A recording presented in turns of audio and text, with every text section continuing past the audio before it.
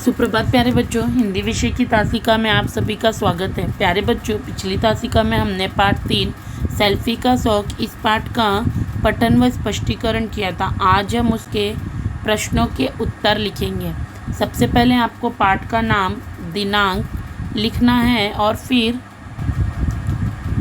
शब्दवाटिका लिखना है। शब्दवाटिका में पहला सीमित, मर्यादित, नियंत्रित, शुमार, शामिल, नवाजना, कृपा करना, सम्मानित करना, दीवानगी, पागलपन, नशा, कूटनीति, पारस्परिक व्यवहार में दावपेच की नीति या छिपी हुई चाल, अतिशयोक्ति, बहुत बढ़ा चढ़ाकर कही हुई बात, बरबस, सहज, प्रगाढ़, बहुत गहरा, अनूठी, अनोखी, अद्भुत, मुहावरा, ढेर हो जाना, मृत्यु हो जाना। प्यारे बच्चों, आपको जिस तरह से शब्दवाटिका दिया है जैसे का तैसा आपको उतारकर अपनी नोटबुक में लिखना है। शब्दवाटिका मतलब जो भी कठिन शब्द दिए हैं उसका आपको सरल अर्थ दिया गया है, वो देखकर आपको लिखना है। आगे देखिए, सूचना के अनुसार कृतियाँ करो।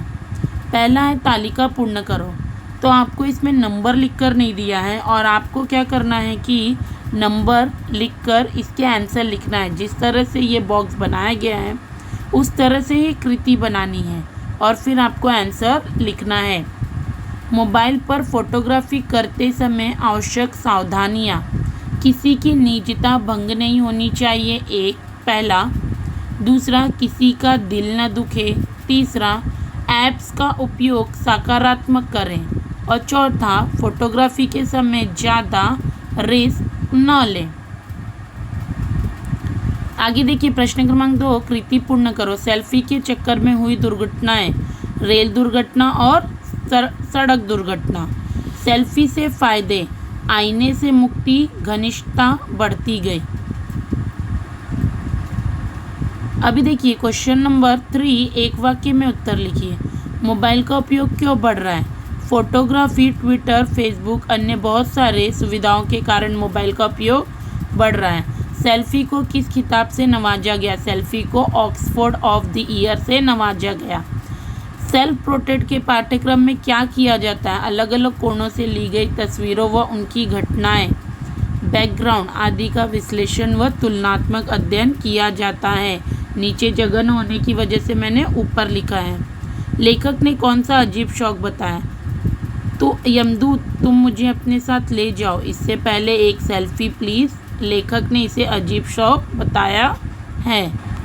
प्यारे बच्चों, आपको एक वाक्य में उत्तर लिखने के समय पहला क्वेश्चन लिखना है, फिर उसका उत्तर लिखना है। उसके बाद एक लाइन छोड़ने के बाद दूसरा क्वेश्चन लिखना है और फिर उसका उत्तर लिखना है, आंसर लिखना है। अभी प्रश्न जो तीसरा प्रश्न दिया है उसका उत्तर मुझे यहाँ पर जगह न होने की वजह से मैंने ऊपर लिखा है, आप देखकर उसे लिख सकते हैं। और अगर आपको इस मेरे लिखे हुए शब्द नहीं समझ में आ रहे हैं तो आप पाठ में ये लाइन, यह वाक्य दिए गए हैं, आप उसे अच्छी तरह से देखकर आगे से लिख लीजिए। अभी देखिए, उपयोजित लिखन। निम्नलिखित परिच्छेद पढ़कर उस पर आधारित ऐसे प्रश्न तैयार करके लिखो जिनके उत्तर एक वाक्य में हो। मतलब आपको ये जो पैराग्राफ दिया गया है, ये जो परिच्छेद दिया गया है, इसे आपको अच्छी तरह से पढ़ना है और उसके बाद आपको इसी से रिलेटेड प्रश्न तैयार करने हैं।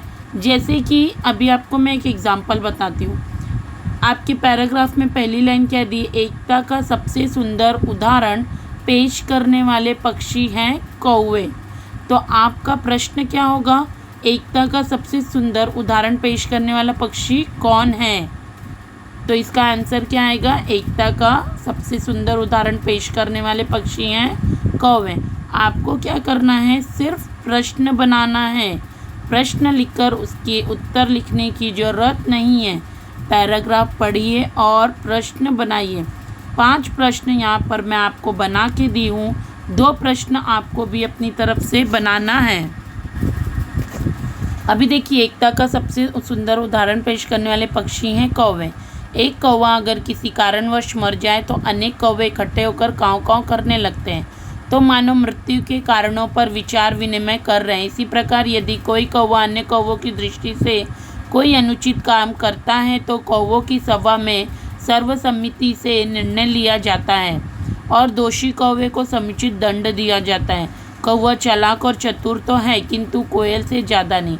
कौवा जब आहार की तलाश में बाहर निकल जाता है तो कोयल चुपके से कौवे के घोंसले में अपने अंडे रखकर उड़ जाती है। यदि उस समय कोयल को कौवा देख ले तो भी कोयल की खैर नहीं।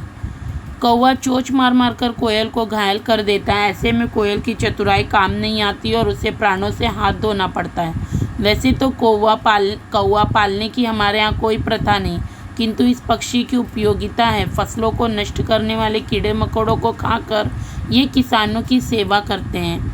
इतना ही नहीं, पर्यावरण संतुलन बनाए रखने में भी इन कीड़भक्षी पक्षियों की अहम भूमिका होती है। अब देखिए, ये हमारा परिच्छेद था।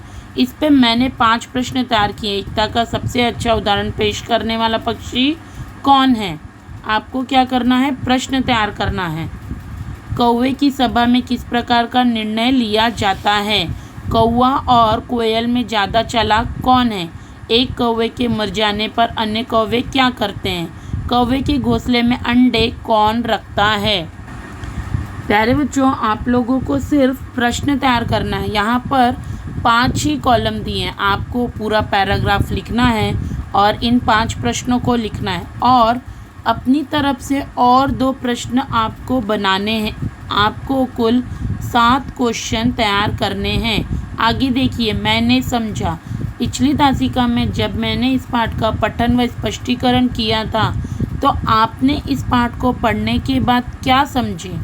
आपकी समझ में क्या आया? आपने क्या उस पाठ को पढ़ने के बाद उससे अच्छी सीख ली? क्या सबक मिला? वो आपको यहाँ पर लिखना है।